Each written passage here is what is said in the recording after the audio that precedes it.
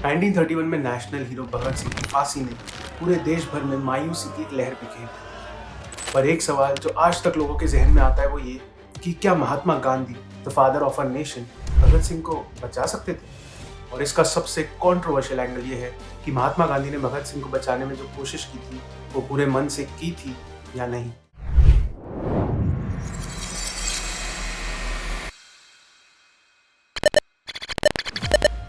इसके जवाब तक पहुंचने से पहले जरूरी है कॉन्टेक्स्ट समझना। भगत सिंह की फांसी की कहानी की शुरुआत शुरू हुई थी इनसे, लाला लाजपत राय, जिन्हें पंजाब केसरी बुलाते थे। साइमन कमीशन, जो गवर्नमेंट ऑफ इंडिया एक्ट 1919 की वर्किंग पे रिपोर्ट करने के लिए सेटअप हुई थी, उसके अगेंस्ट प्रोटेस्ट था।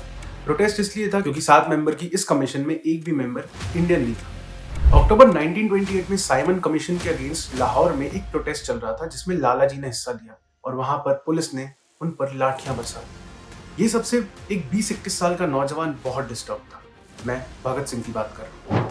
इस बार तो ब्रिटिशर्स ने हद कर दी थी। लाला जी तो पीसफुली प्रोटेस्ट करते थे, लेकिन इसके बावजूद एक 62-63 साल के फ्रीडम फाइटर पर ऐसा जालिम हमला हुआ जो काफी न्यूनतम था। भगत सिंह और उनके रेवोल्यूशनरी साथियों को ब्रिटिशर्स को सबक सिखाना ही सबसे मुनासिब लगा। जेम्स स्कॉट, वो पुलिस ऑफिसर जिसने लाठीचार्ज ऑर्डर किया था, वो इनके निशाने थे। But due to a case of mistaken identity, Bhagat Singh और उनके साथीदार ने दूसरे पुलिस ऑफिसर जॉन सॉन्डर्स को मार दिया। कहते हैं कि इसमें एक और जूनियर पुलिस ऑफिसर भी मारा गया था। अल्टीमेटली भगत सिंह वेश बदलकर लाहौर से पुलिस की नाक के नीचे से निकल जाते हैं। कुछ महीनों बाद एक और चीज हुई, इस बार दिल्ली में। जो आज इंडियन पार्लियामेंट की बिल्डिंग है, वो पहले सेंट्रल असेंबली हुआ करती थी। वहां ब्रिटिश सरकार 2 बिल्स पास कर रही थी, पब्लिक सेफ्टी बिल और ट्रेड डिस्प्यूट्स बिल। और इन बिल्स के प्रोटेस्ट में भगत सिंह और उनके एक और साथी बटुकेश्वर दत्त ने सेंट्रल असेंबली में बॉम्ब फेंके। एक बात समझनी जरूरी है, भगत सिंह ने ये बॉम्ब्स किसी की जान लेने या किसी को नुकसान पहुंचाने के लिए बिल्कुल नहीं फेंके। उनका मकसद था बहरों तक अपनी आवाज पहुंचाने का, यानी कि अपना पैगाम पहुंचाने का। कहते हैं असेंबली में उस वक्त साइमन कमीशन के हेड सर जॉन साइमन भी मौजूद थे। ये वही कमीशन है जिसके प्रोटेस्ट में लाला लाजपत राय पर लाठीचार्ज हुआ था। बॉम्ब्स फटने से खलबली मच गई और जहां भगत सिंह और बटुकेश्वर दत्त भाग सकते थे, they choose not. Instead they surrendered to the police. Police ने उनको गिरफ्तार कर लिया। इंडिया टुडे की माने तो भगत सिंह और दत्त पर यह आरोप लगाया गया कि उन्होंने ये बॉम्ब्स फेंके with the intention to kill and cause injuries. उनके ऐसे इंटेंशंस ना होते हुए भी उन दोनों लाइफ इम्प्रिजनमेंट यानी 14 साल की सजा सुनाई जाती है। साथ ही उनका कुछ टाइम में एक और केस से लिंक निकल गया, वही सॉन्डर्स की death, the Lahore conspiracy case. Bhagat Singh prison में ट्रीटमेंट को लेकर नाखुश और इसी के प्रोटेस्ट में वो एक हंगर स्ट्राइक पर चले गए। कहते हैं कि ये स्ट्राइक 116 दिन तक चली थी।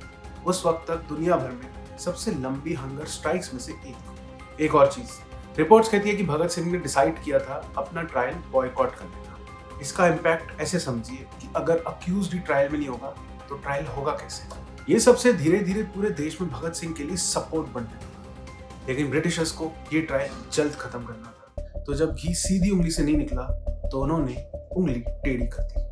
तब के वाइस रॉय इरविन की रेजिम ने एक ऑर्डिनेंस इंट्रोड्यूस किया जिसमें ऐसा कहा गया कि अक्यूज के ना मौजूद होने पर भी उसका ट्रायल हो सकता है। उनका पर्पस था कि भगत सिंह को कैसे भी फांसी दे दी जाए। ये बात इससे समझी जा सकती है कि सेंट्रल असेंबली और ना ही ब्रिटिश पार्लियामेंट से इस ऑर्डिनेंस को लेकर कोई अप्रूवल नहीं आया। मैं जब रिसर्च कर रहा था तब मुझे एक लेटर दिखा इंटरनेट पे। अगर इस पेज की माने तो ये लेटर गांधी जी ने वाइस रॉय इरविन को 4 मई 1930 को लिखा था। इसमें वो कह रहे हैं कि ये ऑर्डिनेंस भगत सिंह के केस को जल्द निपटाने का एक शॉर्टकट है और उन्होंने वाइस रॉय इरविन से पूछा कि क्या इन एक्टिविटीज को मार्शल लॉ कहना गलत होगा। गांधी जी ने इस लेटर के जरिए इस ऑर्डिनेंस की निंदा की। साफ था कि ये एक जुडिशियल मर्डर था। अनफॉर्चुनेटली भगत सिंह के कुछ क्रांतिकारी साथी बाद में पलट गए और वो सरकारी गवाह बन गए। अक्टूबर 1930 में ट्रिब्यूनल ने भगत सिंह को फांसी की सजा सुना दी। एक अकाउंट ये कहता है कि 31 जनवरी 1931 को इलाहाबाद में महात्मा गांधी ने बोला था कि उनका पर्सनल रिलीजन कहता है कि जिन्हें डेथ सेंटेंस मिला है उन्हें ना फांसी दी जानी चाहिए और ना ही जेल में रखना चाहिए, पर वो उनकी रिलीज को एक शर्त नहीं बना सकते। कुछ लोग मानते हैं कि उन्होंने ऐसा भगत सिंह और उनके साथियों के रेफरेंस में बोला था।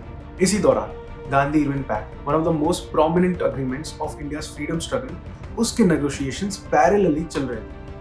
17 फरवरी 1931 से लेकर मार्च की बिगनिंग तक गांधी जी और इरविन के बीच काफी बातचीत हुई। काफी लोगों में नाराजगी थी कि महात्मा गांधी को ये पैक्ट साइन ही नहीं करना चाहिए था, वो भी तब जब भगत सिंह और उनके साथियों की फांसी की बात चालू थी। वो अगर दबाव बनाते और जोर डालते तो शायद भगत सिंह, सुखदेव और राजगुरु की फांसी टल जाती। जब तक भगत सिंह की फांसी रुके नहीं तब तक ये पैक्ट साइन ही नहीं करना चाहिए था, ऐसे तर्क दिए गए। वही एक नैरेटिव ये कहता है कि गांधी जी ने अपनी पूरी कोशिश की जिससे कि भगत सिंह की फांसी रुक जाए।